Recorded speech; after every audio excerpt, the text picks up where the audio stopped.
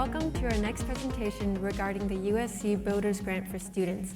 Please welcome our moderator, Anthony Borquez, co-director of USC Marshall VEDA, along with Enzo Coglitore, co-founder of GTE, Damien Ghader, creator at Lovable, and finally, James D. from Legend.Trade. Thanks so much for stopping by.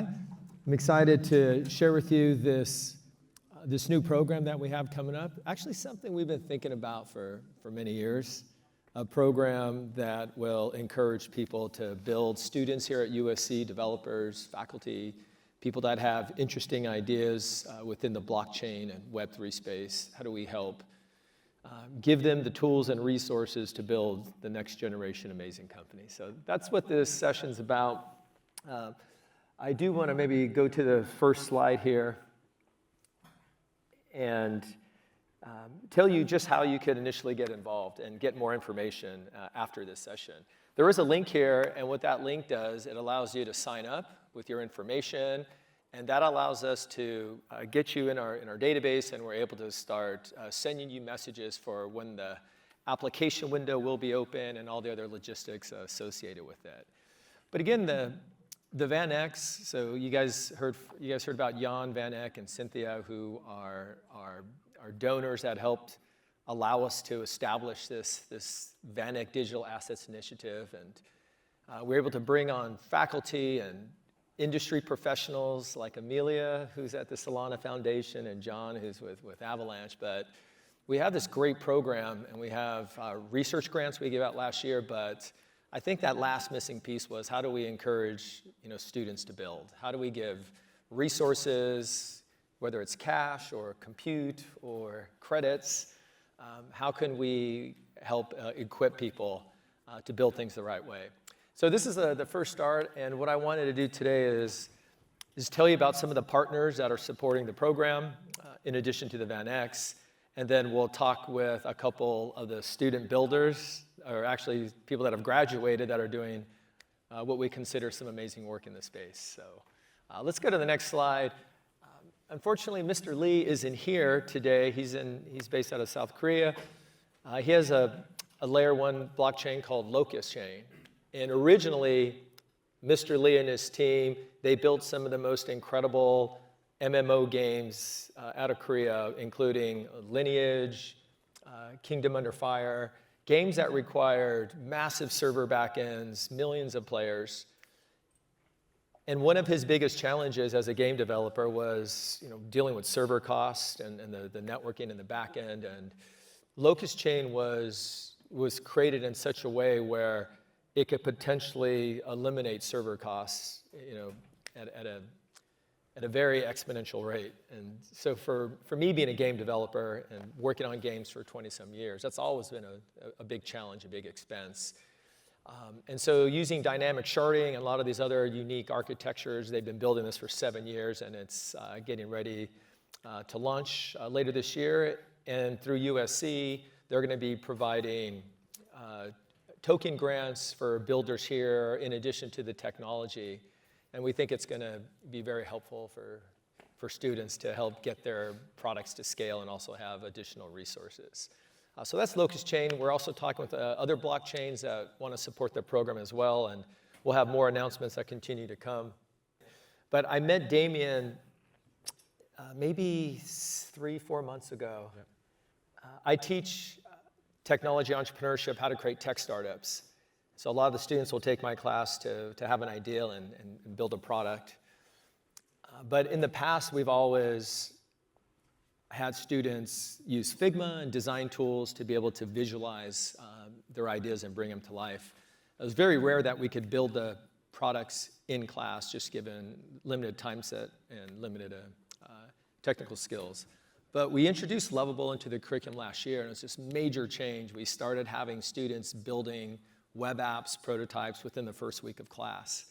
And so the tool that we use is Lovable, and Damien so happens to work with Lovable, and they're one of our first partners to provide credits for all the students and all the builders. So one of the more frustrating parts is you start to use a free plan, and then after 20 minutes, you're kind of stuck to actually go to the paid plan. But in this case, This partnership allows all of our builders to have credits so they could continue to build and innovate. So Damien, you want to tell us a little bit about Lovable in general?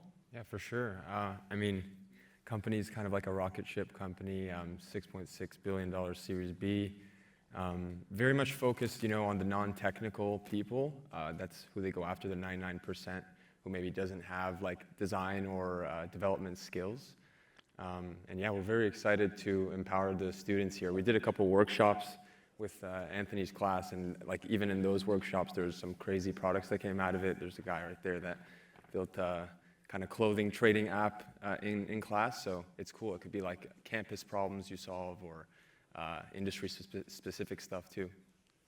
Yeah. Can you tell us a little bit about the onboarding, the process in which to get started? If you're, like you said, if you're not an engineer, if you're not a designer, you haven't built apps before, can you talk a little bit about the ease to get going? Yeah, for sure. I mean, really nowadays, if you have an idea or you have a problem you want to solve, you can, use many AI tools to build you like a business strategy or prompts to start your prototype. So I would really just, suggest to use every AI tool, not even just Lovable, for research, for industry-specific products. But if you have an idea, literally speak it into Lovable and it will give you a good prototype. And can you tell a little bit about some of the more, because I know every day this industry is changing so fast. And even from when I was using Lovable last semester to this semester, they're beginning to look less templatized and they're starting to look really, like each one starts to look more and more unique. What have you seen that's been interesting to you, I would say even as of this last week? Yeah, the design, the front end was always kind of an issue because you could tell an AI app is an AI app. But that's what the engineers have really kind of sharpened up. And you can, if you use reference images, reference websites, reference apps, it's very good at giving you a very similar product for yourself. So like for an example, I was building a nootropic company and I used Groons, I think it was called. Mm-hmm. And we literally copied their entire e-commerce site. It took maybe 5 minutes. We just put the link in, said we like this structure, build it with our brand book, and we had a functioning e-com site. So. And how do you envision, or how does Lovable envision supporting our program and people that want to join the Builders Program? For sure. I mean, to be honest, the universities they're like #1 priority, even over huge, influencers or big marketing campaigns. We think this is where we can make a real big shift in the market. There's some huge apps already that came out of USC, like Tinder, Bird Scooters, Dollar Shave Club. So there's no reason for, if you can build an app in a day nowadays, I think the students here will be very, very successful. Outside of even just building and the credits, we really want to help push and like market your apps because we have a platform, right? We can come out, the team can come, we can do workshops, we can do hackathons, and then we can help you actually scale by building campaigns around it. That's the #1, I'd say, like marketing strategy for Lovable is like builders and spotlighting them and what they've built. So we really are excited to do that with you guys. Cool. Yeah, we'll show the code again at the very end. But once you scan the code and sign up, you'll automatically be opted into this Lovable program, so you could get credits. So excited about that. Let's go ahead and go to the next slide, so we could take a look at a couple of our founders that are here today. I'd like to introduce Enzo, who's the founder of GTE. The relationship with Enzo and I, maybe 3-4 years ago, he was in my class. We were talking about blockchain, and it was kind of amazing to see his level of the topic and projects that he was already working on as a student. He became my TA the following semester and has been helping us with student projects and always helping out, and also introducing us to speakers and being involved with all of our courses. But most recently, GT has just kind of taken off into this like rocket ship startup, and so hoping you could tell us a little bit about it. Yeah, I'm happy to. So I actually started GT in his class. I was sitting in the back, and I pitched him the idea, which became GT about 3 years ago. So GT is the world's fastest blockchain and decentralized exchange. We essentially allow people around the world to trade anything, anywhere, at any time. So think US stocks, crypto, commodities with leverage. So enabling people in countries that don't have access to those markets to be able to trade those markets with ease. We've raised about $30 million. We raised from investors like Paradigm, which is a VC in the space, and also from individuals from companies like Meta or the high-frequency trading firms like Citadel Securities, Jump, IMC, et cetera. Most recently, about 2 months ago, we announced that we're part of a consortium or alliance to build the Zero blockchain. So with Zero, we're launching a way to actually scale these blockchains to New York Stock Exchange level performance and latency. Previously, blockchains have been too slow to actually handle the same level of performance we see out in Wall Street. But that is no longer the case with some of the technology that we've developed. So we're a part of a much bigger alliance with kind of much bigger and more impressive organizations such as Layer Zero, Tether, Citadel Securities, Susquehanna, ARC, and grateful to be a part of that and pushing the forefront of not only kind of decentralized systems, but also finance as a whole. Cool. One thing I wanted to see if you could talk a little bit about is the nature of running a startup, especially in crypto, because it's kind of a changing landscape. But from what you had originally envisioned to where you're at today, can you talk a little bit about any pivots or things that people as builders could expect that might happen along their journeys? Yeah, I think like it's really painful to do a startup, but it's also like the most rewarding thing I've ever done. And you're almost pivoting every day, right? Like when I started the startup, like the next week FTX happened. And so then it becomes like you feel like you're on top of the world, and then you feel like you're at the bottom of it and you got to crawl your way back up to the top. And it's a perpetual cycle of doing that. But from there, you gain a lot of confidence and also the ability to understand that this is mostly like a long-term sort of game, and where we're playing here not for the next 12 to 18 months, we're playing for the next 5 to 10 years.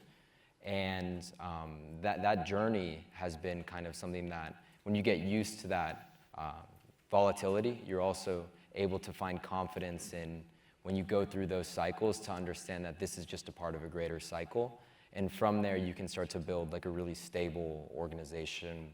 And we've been able to grow the team. We have around 30 engineers now that are actively contributing to the product. And a lot of that comes from being able to withstand a lot of that pain and then turn that into productive gains. Cool. Well, congratulations on the success thus far, and we're excited to follow them. Follow him on Twitter, and or on X, and you'll be able to get all their latest updates. But it's real exciting to see what you guys are building. Thank you.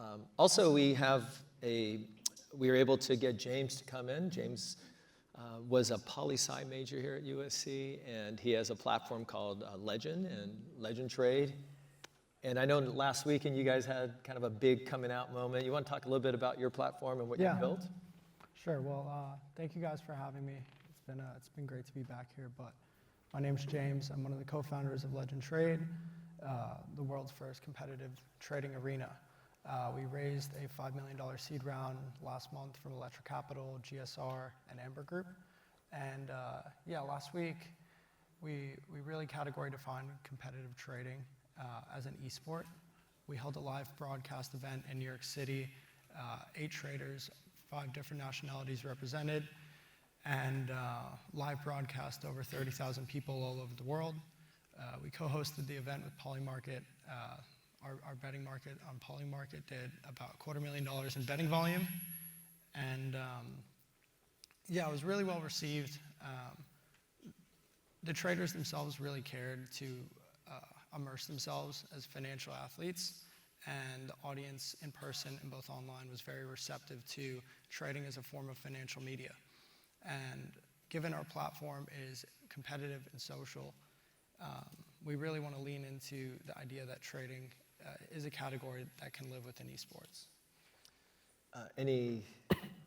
I know you build and you go live, and then you have a lot of different expectations, but there's also great learnings once you go live. How was it for you? Was there any new insights that you got when you guys went live and you started seeing the activity of the platform? So the event that we hosted last week, we call it the Legend.Trade series. modeled similar to the LCS, if you're familiar with League of Legends, but I like to think of that as a separate but synergistic business to our social trading platform, almost as if it were PokerStars or WSOP, where you have this financial media engine, which is where you capture the impressions and the attention that then funnels back to the monetization layer, which is the platform. And the event all in was a great success, but in terms of the platform, we went live on mainnet early. We're compatible with both Hyperliquid and GTE, the most liquid and fast decentralized exchanges, but we really wanted to get our product in people's hands early. We have a very strong network of retail traders who we really want to get product feedback from and implement quickly. I think for a product like us that is optimizing for the best retail user trading experience, that's our edge. So getting our product out early, not getting stuck in like a builder doom cycle, and constantly iterating was the correct decision for us. Cool. I know this is a shorter panel, so before we finish up, Enzo, I had another question for you. In terms of talent, and given the world we're in today, there's been a lot of talks around like AI and innovation with tools. Like, how do you evaluate talent now in today's day and age, and like what type of employees, engineers, designers, whatever it is that you're looking for to onboard into your business now? Yeah, I could go on this for like hours, but like the short answer is basically that AI will reveal who is the truth and, you know, kind of quickly weed out who is not the truth. And so like there's kind of like a managerial class that's being hollowed out right now in terms of organizations. And the way we think about it is, well, it's really good to have people with experience that have seen things, you know, in finance or in tech and systems. Like our head of engineering was the director of all the data centers at Facebook for 10 years. So that's kind of like our top-down leadership. But from the bottom up, we want people that are just generally extremely hungry. So we're filtering less now on like, you know, your ability to do things like lead code or solve kind of algorithmic puzzles, and more your ability to create fast and create quality with artificial intelligence. And so when you pair kind of like those like general sort of like veterans alongside like the younger sort of hungrier kind of engineers, you're able to create this like really good organizational sandwich where you're able to produce output that would have taken probably 300 people with a team of 30. And so for us, it's always about how do we understand both the inputs going into the system from the humans and also what's the output collectively for the organization. Cool. So if you want to talk to any of us, we'll be around from 4 to 6 during that reception period. So hopefully that's a good chance for everybody to network.